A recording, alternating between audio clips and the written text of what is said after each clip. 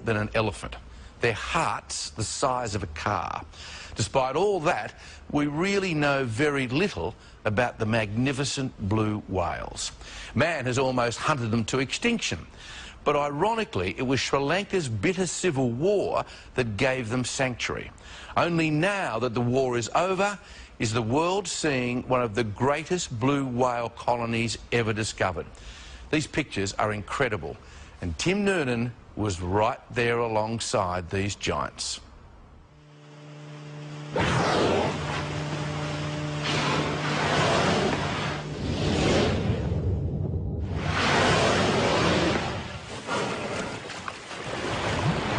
It's the largest animal that's ever roamed the planet. It's immense. It's just unfathomable, I think. It's built so perfectly, so streamlined. It's as if the ocean parts to make way for a living submarine. We're just meters away from the biggest creature that's ever roamed the planet. 30 metres long, weighing 140 tonnes. Pretty huge, huh? I mean, they're all bloody massive.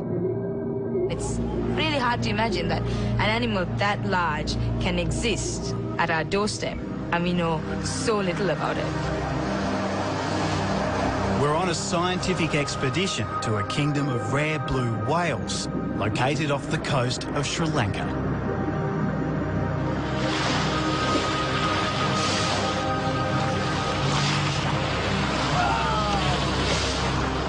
We'll get as close as anyone ever has to these timid giants. Here he goes. Oh, look at that fluke. That's nice. That's really nice. But no one expected this. Look how close he is. Oh my God, it's coming up! It's coming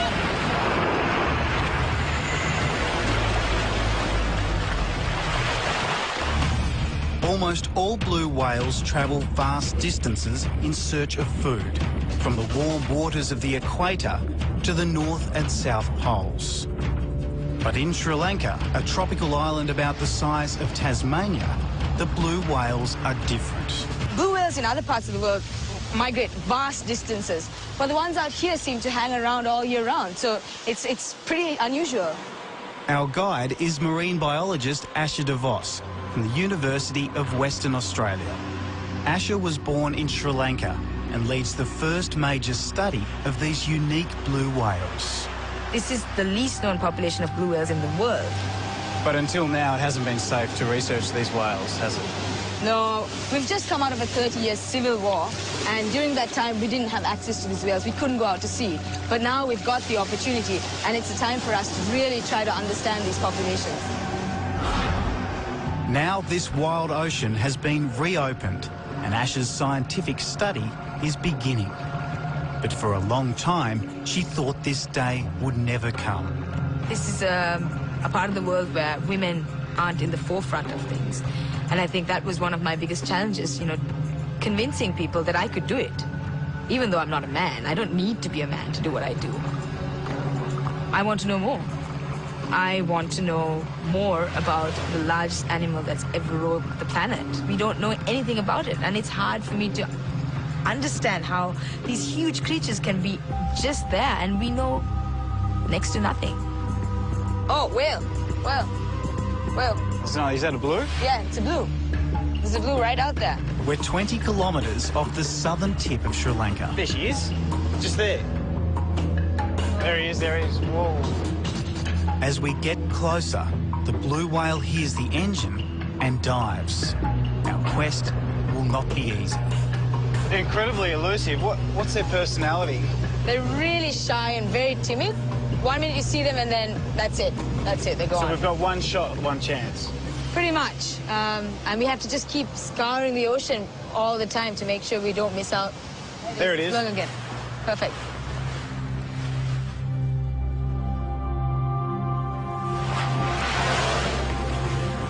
This whale doesn't get spooked.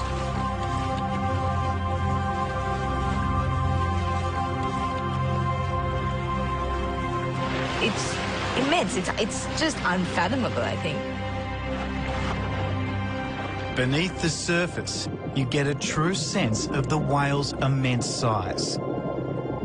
Covered with remora fish, some almost a metre long. We kind of think its heart is the size of a small car. We think a child could crawl through its arteries. The tail from tip to tip would be about 3 meters. It's so huge, but when it moves, it's so gentle and absolutely graceful when it's about to dive and it lifts its tail out of the water and just slithers gently into the water. There's no huge splash. It's just, I don't know, it's just so smooth and clean.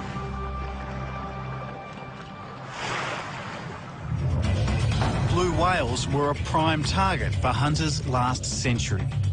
No other whale delivered as much oil and meat. Hundreds of thousands were killed. In the last 50 years, their numbers have hardly increased. Only 10,000 are left, which is why they remain endangered. Okay, right there.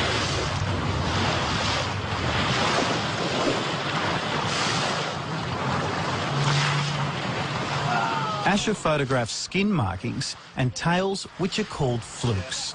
There are whales' fingerprints. Her photo album is the first whale census here. She's also marking the exact location of every whale we see.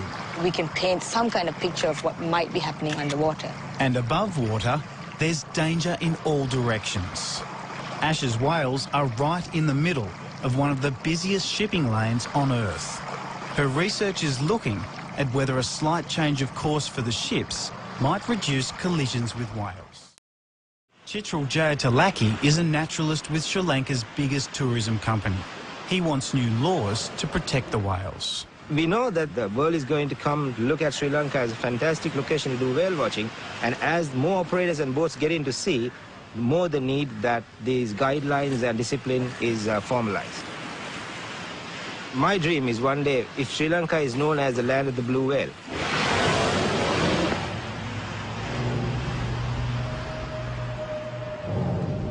Asher's blue whale sightings are plotted over a map of the ocean, and a pattern is emerging. The blue whales are concentrated over the deepest underwater canyons. This dark patch is where the canyon is, and you can see our sightings are pretty much spot on top of the canyon. So obviously the canyon, there's processes going on in the canyon that are encouraging the whales to hang around there, you know, making it more productive, giving them more food. The biggest living creature eats one of the smallest, krill, tiny shrimp about the size of a 10-cent piece. They need as much as 4 tons a day. Wow, look at that! We're so close. This is amazing. This is an amazing experience. It's almost like, I feel like I've almost never seen a whale before. I get that excited. It's just phenomenal, I don't know. But there is an unpleasant side to Asher's research. I wouldn't even describe it as fishy. It's kind of, yeah, it's not pleasant. This is blue whale poo. And yes, it's orange. So what scientifically can we learn from this? One thing is when you see it, you know immediately that this is a feeding area. And then on top of that, you know, you can find out what species they're feeding on, what kind of krill.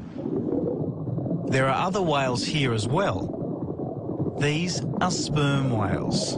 They're far more sociable and even hang around long enough for me to get in the water for a closer look. But it's blue whales we're here to see. And out of the blue comes our closest encounter. Look how close he is. This whale is 4 times the size of our boat. Oh my God, he's going to come straight for the boat. And it accidentally hits us. I actually thought, as the whale came up, it lifted the boat up out of the water. For a moment there, I thought that we were going to topple over. Yeah, it wasn't an aggressive move on the whale's part. We were switched off. We were just sitting in the ocean. I think we took it by surprise because we were so stealthy at that point. So good encounters happen to those who wait.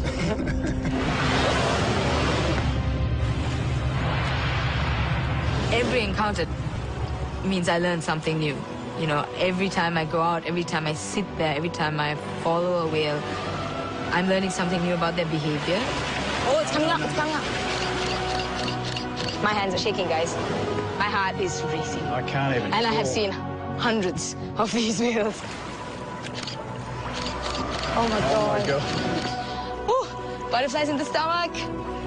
It's crazy. Every single sighting is phenomenal, and every single time I remind myself just how mind-blowing lucky I am to be able to go out and sit with the largest animal on the planet. I mean, who wouldn't smile, right? Give us a high five. High five. Oh,